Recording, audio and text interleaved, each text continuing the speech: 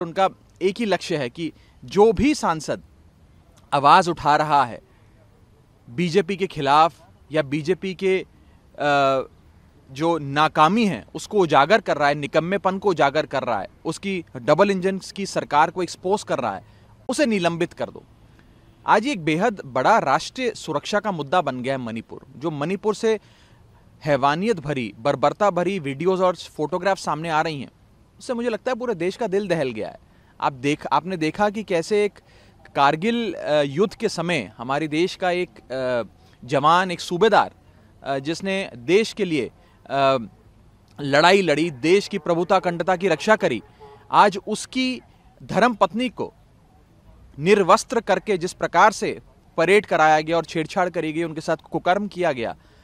वो बेचारा सूबेदार कह रहा है कि मैंने देश की रक्षा तो करी लेकिन मैं अपने परिवार की, अपनी पत्नी की रक्षा नहीं कर पाया। इससे अभद्र दृश्य इस देश के लिए क्या हो सकता है? ये महिला सुरक्षा का मुद्दा है, राष्ट्र सुरक्षा का मुद्दा। और इसलिए हम कहना चाहते हैं, विपक्ष की मांग क्या है, हम सब साथियों की मांग क्या है कि मन की बात बहुत हो गई, अब मणिपुर की बात हो। देश के संसद के मॉनसून सत्र में जो कि अभी सेशन चल रहा है, उस सेशन में अगर मणिपुर की चर्चा नहीं होगी तो कहां होगी? आज दुख की बात है कि दुनिया के कई बड़े देशों की जो संसद है, यूएस की संसद कह लीजिए और अन्य देशों की संसद कह लीजिए,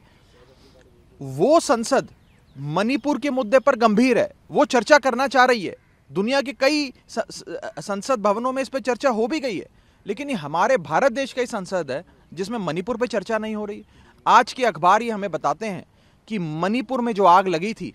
उसकी छींटें आज आसपास के राज्यों पर भी आने लगी हैं। आज सुबह की जानकारी है कि मिजोरम के अंदर भी एक पर्टिकुलर समुदाय के खिलाफ वायलेंस की घटनाएं सामने आ रही हैं और वहां से उन्हें हिदायतें दी जा रही हैं कि आप मिजोरम छोड़कर चले जाएं। तो कहने का मतलब यह है कि यह अब विषय सिर्फ मणिपुर का नहीं रहा, ये एक प्रकार से पूरे नॉर्थ ईस्ट का मसला बनता जा रहा है। जब जब सदन में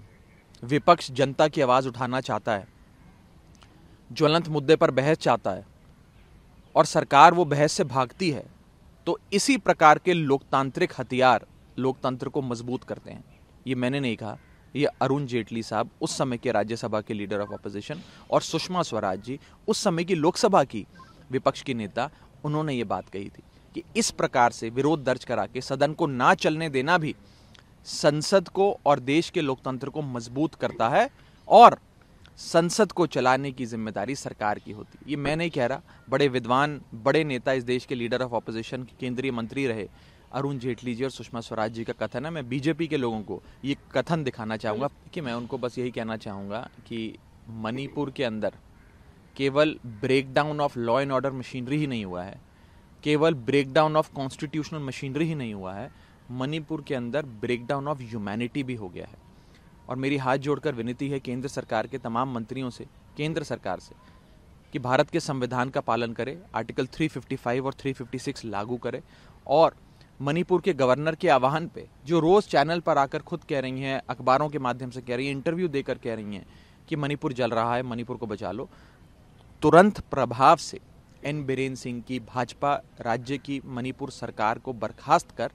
राष्ट्रपति शासन मणिपुर में लगना चाहिए, प्रेसिडेंट्स रूल लगना चाहिए।